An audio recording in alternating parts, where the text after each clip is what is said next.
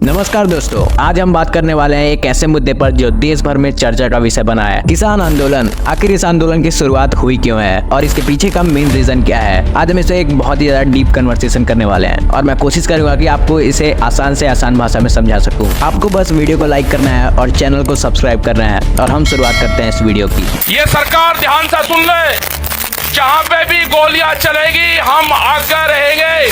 हम चाहते हैं कि टिकैत परिवार की एक कुर्बानी गोली से इस किसान आंदोलन में जाए। बेसिकली फार्मर्स प्रोटेस्ट की शुरुआत तब हुई थी जब भारतीय सरकार ने 2020 में कुछ कानून बनाए थे और उन कानून को हमारे फार्मर्स ने ठुकरा दिया था। इस प्रोटेस्ट की शुरुआत हरियाणा और पंजाब से हुई थी, जहाँ के किसानों को ऐसा लग रहा था कि नए कानून उनके अधिकार को कमजोर बना रहे हैं। फार्मर्स को ऐसा लग रहा था कि ये नए कानून उनके क्रॉप सेलिंग और उनके हिसाब से अपना बिजनेस करने की आजादी उनसे छीन रहे हैं। अब आप में से बहुत सारे लोग ये सोच रहे होंगे कि आखिर इन कानूनों में ऐसा क्या था जो कि किसानों को ऐसा सोचने पर मजबूर कर रहा था।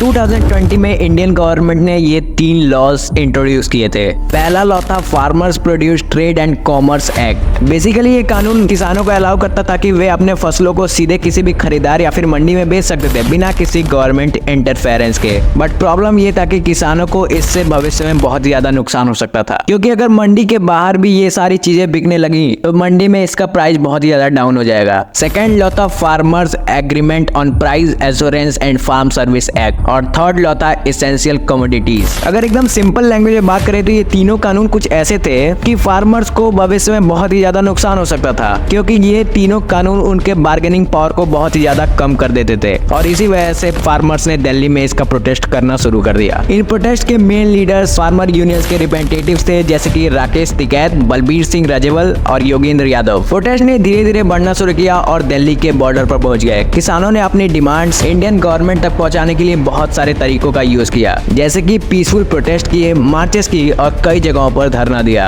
अब हर प्रोटेस्ट के कुछ मूल मंत्र होते हैं, तो उसी तरह से इस प्रोटेस्ट का भी मूल मंत्र था हमारा अधिकार हमारी मांग। किसानों को ऐसा लगता था कि सरकार को उनकी बातों का ध्यान देना चाहिए और उनके अधिकारों को प्रोटेक्ट करना सरकार की जिम्मेदारी है। इन शॉर्ट किसान ये चाहते थे कि सरकार उनकी बातों को ध्यान से सुने और उनकी मांगों को पूरी करे, और वे बिल्कुल भी पीछे हटने को तैयार नहीं थे। अब किसानों के इतनी प्रैक्टिसेस, प्रोटेस्ट, मार्चेस को निकालने के बाद तो सरकार को उनकी बात सुननी ही थी, क्योंकि हम सभी लोग जानते हैं कि इंडिया एक डेमोक्रेटिक कंट्री है, तो सरकार को लोगों की बात तो सुननी ही होगी। वैसे मैं आपको बता दूं कि इंडिया को एक डिक्टेटरशिप वाली कंट्री बनाना कोई बच्चों का खेल नहीं है कि कोई भी रूलर मुंह उठा के आया और इसे डिक्टेटरशिप करके अपना राज चलाने लगे। इंडियन कॉन्स्टिट्यूशन में कुछ ऐसे डेमोक्रेटिक प्रिंसिपल्स और सिटीजन राइट है जो कि इंडिया को एक डिक्टेटरशिप वाली कंट्री बनाने से रोकते हैं। खैर, अब जानते हैं कि आखिर इन किसानों के लिए गवर्नमेंट ने क्या स्टेप्स लिए। अब किसानों की डिमांड्स को रखने के बाद मिनिस्टर्स प्रेस कॉन्फ्रेंस करते हैं और उसमें कहते हैं कि हम अपने किसान भाइयों के कंसर्न्स को समझ रहे हैं और हम उनके साथ हैं। और इसके बाद ये लोग किसानों से बात करने के लिए तैयार हो जाते हैं। अब गवर्नमेंट तो बात करने के लिए तैयार हो जाती है, बट किसानों ने कहा कि पहले ये 3 कानून वापस लिए जाएं, उसके बाद हम बातचीत करेंगे। अब इसके बाद एक और प्रेस कॉन्फ्रेंस बुलाई जाती है। इसमें मिनिस्टर्स ने कहा हम तो किसानों से बातचीत करने के लिए तैयार हैं, बट किसान भाइयों ने अपने डिमांड्स पर अडिग रहने का फैसला ले लिया है। मिनिस्टर्स कहते हैं कि हम उनकी परेशानियों को समझ रहे हैं और हम उनसे बात करने के लिए दोबारा तैयार हैं। अब देश में इतना कुछ हो रहा है तो ओपोजिशन वाली पार्टी के भी कुछ रिएक्शंस तो होंगे ही। ओपोजिशन पार्टी हमला करते हुए कहते हैं कि हम किसान भाइयों के साथ हैं और हम चाहते हैं कि सरकार इन कानूनों को वापस ले। अब पूरे न्यूज में यही चला था कि किसान भाइयों को बहुत ही ज्यादा सपोर्ट मिलता जा रहा है और उनका प्रोटेस्ट बढ़ता ही जा रहा है। अब सभी सोशल मीडिया प्लेटफॉर्म्स पे इस किसान आंदोलन को सपोर्ट मिलता ही जा रहा था।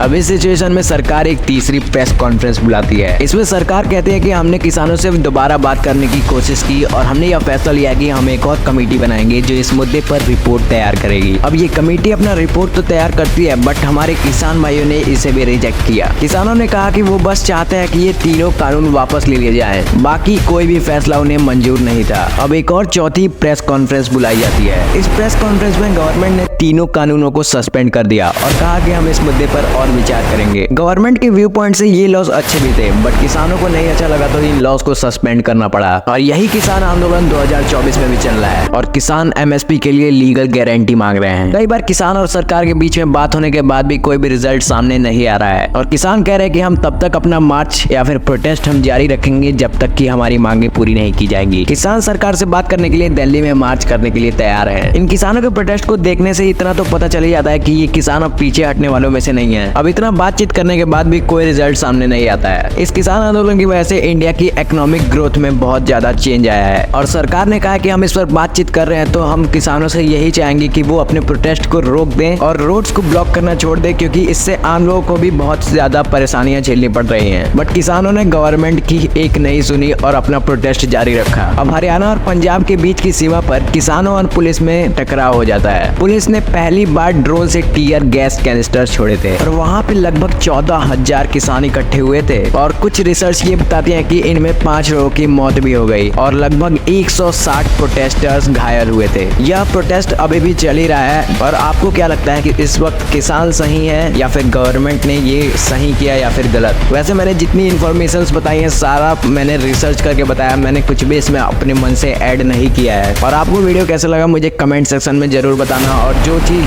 बेकार लगी मेरी वीडियो में वो भी कमेंट में जरूर बताना। मैं अगली वीडियो में ट्राई करूंगा कि वो गलती ना हो। तो गाइस बस आज की इस वाली वीडियो में इतना ही, मिलते हैं नेक्स्ट वीडियो में। जय हिंद।